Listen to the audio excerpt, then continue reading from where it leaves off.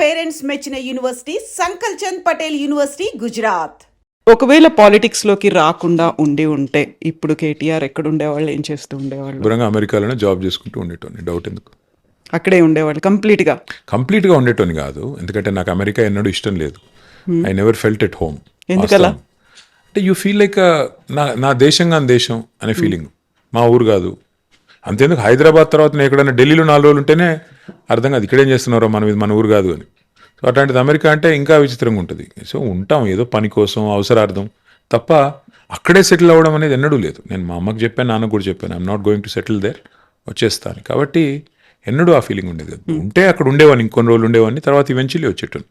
Okay. So ఇప్పుడు ఉన్నటువంటి situations ఇవన్నీ చూసిన తర్వాత even if it is not politics రావడం కరెక్టే అనిపించిందా? రావడం ఇండియాకి రావడం, పనిచేయడం ఇవన్నీ అది ఎట్లాగో నేను పాలిటిక్స్లో వచ్చినా రాకపోయినా వచ్చేటోని వాపస్. కానీ రాజకీయాల్లోకి వచ్చి మంచి పని చేశానా చెడ్డ పని చేశానా అంటే చెప్పాను కదా, 50-50. అది కొన్నిసార్లు ఎందుకు వచ్చామా ఈ దరిద్రంలో కనిపిస్తుంది, కొన్నిసార్లు మంచి పని చేసాంలే అనిపిస్తుంది. ఒక హ్యాపీయెస్ట్ మూమెంట్ అంటే తెలంగాణ ఫార్మేషన్. బిల్లు పాస్ అయిన రోజు, అంటే బిల్లు పాస్ అయిన రోజు కూడా December 9th was one of the happiest moments of my life. ఆ రోజు కేసీఆర్ గారి దీక్ష ఫలించింది, ప్రకటన వచ్చింది, తెలంగాణ మొత్తం పండుగ చేసుకుంది, అదొక సందర్భం. రెండవది February 20 అనుకుంటాను, రాజ్యసభలో బిల్లు పాస్ అయిన రోజు.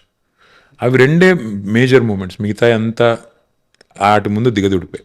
ఓకే. 10 years తర్వాత కేటీఆర్ ఏం చేస్తూ ఉంటారు, ఎక్కడ ఉంటారు? 10 ఏళ్ళ తర్వాత అమ్మ రేపు పొద్దున ఉంటామో పోతామో తెలియదు. 10 ఏళ్ళకు ప్లాన్లు వేసుకుంటే కష్టం. నేను అట్లా బతకనమ్మా.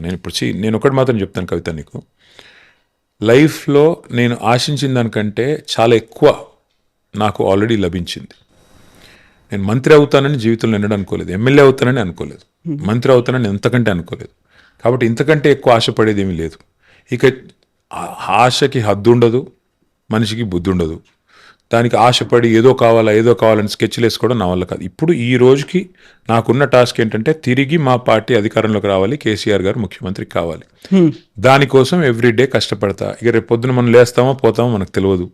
అట్లాంటప్పుడు 10 ఏళ్ళకి ఏం చేస్తాం, 20 ఏళ్ళకి ఏం చేస్తాం అని స్కెచ్లు వేసుకునే బాపత నేను. I live one day at a time. So 24/7 ప్రజా జీవితంలో ఉన్నప్పటికి కూడా మీకంటూ అరే my own time, my time అనే ఒక ఫీల్ ఎప్పుడు అనిపిస్తుంది? అలా ఉంటుంది. ఎందుకు మొన్న మలేషియా వెళ్ళినప్పుడు 3 రోజులు ఫ్యామిలీతో బయటికి వెళ్ళాను. పక్కన అక్కడే మలేషియాలోనే కొంత టైం స్పెండ్ చేశాను. సో అట్లా ఐ టేక్ అ బ్రేక్. అట్లా కూడా ఏం లేదు, I some times switch off, take a break. నేను అట్లా ఎవరేమనుకుంటారని భయపడేవాని అంతకంటే కాదు. నేను నా టైం తీసుకోవాలనుకున్నప్పుడు తీసుకుంటాను. అట్లా సిగ్గేం పడను. ఎప్పుడు నా ఫ్రెండ్స్తో సరదాగా కలవాలనుకున్నప్పుడు కలుస్తాను. అట్లా నేనేం భయపడను. వాళ్ళు ఏమనుకుంటారు, వీళ్ళు ఏమనుకుంటారు. నేను మిగతా రాజకీయ నాయకుల్లాగా భయపడేవాడిని అసలే కాదు. ఎవరేమనుకున్నా నా పని నేను చేసుకుంటూ పోతా. అల్టిమేట్గా పీపుల్ ఏమనుకుంటారు అన్నది మ్యాటర్ అవుతుంది. మా ప్రతిపక్ష పార్టీ నాకు సర్టిఫికేట్ ఇచ్చిందా, లేకపోతే ఇంకోరేమన్నా అన్నారా, నాకేముంది అందులో. ఫ్రెండ్స్తో సరదాగా కలవాలి అనుకున్నప్పుడు ఎక్కడ పెట్టుకుంటారు ఆ ప్లేస్? ఎవరైనా ఫ్రెండ్ ఇంట్లోనే ఎక్కడైనా కూర్చొని కాసేపు ముచ్చట్లు పెట్టుకొని మాట్లాడుకొని. చిన్నప్పుడు నా వైఫ్ కూడా అంటూ ఉంటుంది, ఎంతసేపు అవే పాత జోకులు వేసుకుంటారు మీరు అంటుంది. మరి ఇంకేం చేయాలి, కొత్త జోకులు లేవు. చిన్నప్పుడు ఎప్పుడో జరిగిన సంఘటనలు గుర్తు చేసుకుంటాం, నవ్వుకుంటాం, మూవ్ ఆన్, అంతే కదా, ఏముంటుంది. When was the last time you drove a car? Car ఇప్పుడు ఐ డ్రైవ్ వెరీ రెగ్యులర్లీ. నేను ఎప్పుడు సార్ దగ్గరికి వెళ్ళినా నేను ఎప్పుడైనా నా కొడుకో నా వైఫో ఉంటే నేనే డ్రైవ్ చేస్తాను.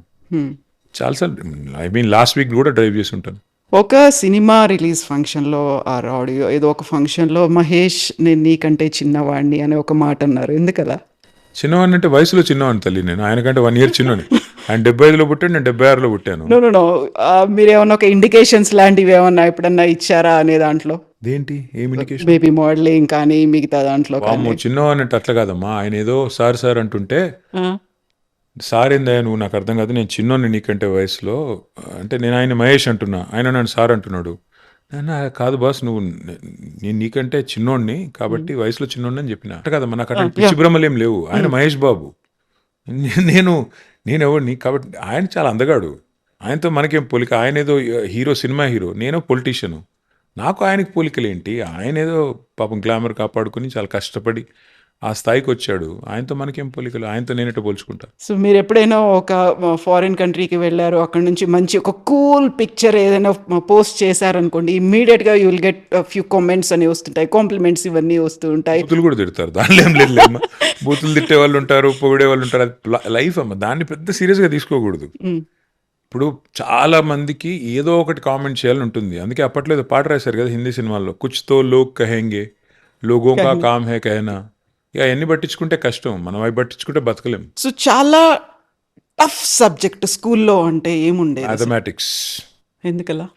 అది నాకు అర్థం కాదు. నాకు ఆ పుస్తకం చూస్తే నెంబర్లు జంప్ అవుతూ ఉంటాయి. అంటే డిస్లెక్సియా అని లేదు, బట్ అది అర్థమయ్యేది కాదు. ఏంది ఇది, ఎవడు కనిపెట్టాడు, ఎందుకు పెట్టారు, ఈ పరీక్ష ఏంటి, ఆ టైప్లో నాకు పిచ్చ కోపం ఉండేది మ్యాథమెటిక్స్ అంటే. ఒక్కసారి మా అమ్మకి చెప్పిన, నేను ఇంకా చదవను, ఈరోజు ఎగ్జామ్ పోనంటే బతిలాడి పంపించింది. So I hated mathematics, I still hate. అది స్కూల్ డేస్లో అయి ఉంటుంది అంతేనా? అంతే. ఇంకా తర్వాత మ్యాథ్ లేదుగా, తప్పించుకున్నా. మీరు స్కూల్ ఏజ్లో ఒక గోల్ ఏదో పెట్టుకుంటారు, కాలేజ్కి వచ్చింది ఎప్పుడు లేదమ్మా గోల్స్. నా అసలు ఎప్పుడు లేదు. ఎప్పుడు గోల్స్ లేవు. ఏం చేయాలి అంటే ఫలానాది చేయాలి అన్నది ఎప్పుడు లేదు. మా అమ్మనేమో డాక్టర్ కామన్నది, సో డాక్టర్ అయిదామని సీటు కూడా సంపాదించిన. కానీ నాన్న అన్నారు, అది చాలా కష్టం రా, 32 ఏళ్ళు అవుతుంది సెటిల్ అయ్యే వరకు, ఎందుకు, అప్పుడే యూపీఎస్సీ రాయి సివిల్ సర్వెంట్గా అన్నారు. సరే నాన్న మీరు చెప్పింది చేస్తా అన్న. ఇద్దరిది చేయలేదు, ఇద్దరిని ఈక్వల్లీ డిసాటిస్ఫై చేసి వదిలేసి చివరికి అమెరికా వెళ్ళిపోయారు. సో అట్లా జరుగుతుంటాయి లైఫ్లో. పెద్ద గోల్స్ అంబిషన్స్ ఏం పెట్టుకోలేదమ్మా. అట్లా అట్లా అట్లా అట్లా అట్లా బై డిఫాల్ట్ నడిచిపోయింది ఇప్పటిదాకా. రేపు కూడా అట్లా నడుస్తుంది అనుకుంటున్నాను. కేటీఆర్ గారు అంటే నాన్నగారు అంటే మీకు చాలా భయమా? భయము, గౌరవము, అన్నిటికీ మించి భక్తి, మూడు ఉన్నాయి. ఓకే. I worship him. అంటే is a leader, is a living legend. ఆయన కంటే మించిన నాయకుని నేను చూడలేదు. చాలామంది రాజకీయ నాయకులను చూశాను. Is a legend. భయం, ఎస్, ఇప్పటికి కూడా ఆయన ముందు మాట్లాడలేను. గౌరవం, because of his achievements. Is a tall leader. ఆయన ఏ మూడ్లో ఉన్నారో కనుక్కొని మరీ వెళ్తారు దగ్గరికి, లేకపోతే ఏమన్నా డౌటా? ఆయన మంచి మూడ్లో లేరంటే అందుకు వెళ్తాం ముందుకి, పక్కకి వెళ్ళి ఇక్కడ మా అమ్మతో కూర్చొని ఏదో చెప్పుకుంటా. లైక్ ఒక లీడర్ గా చూస్తారా, నాన్నగారి లాగా చూస్తారా, లైక్ ఎలా ఉంటుంది ఆ అట్లా బాండ్? ఉంటుందా తల్లి? ఇప్పుడు ఆడ పోయినాక అట్లా ఇప్పుడు ఒక మనిషిలో మల్టిపుల్ ఐడెంటిటీస్ ఉంటాయి.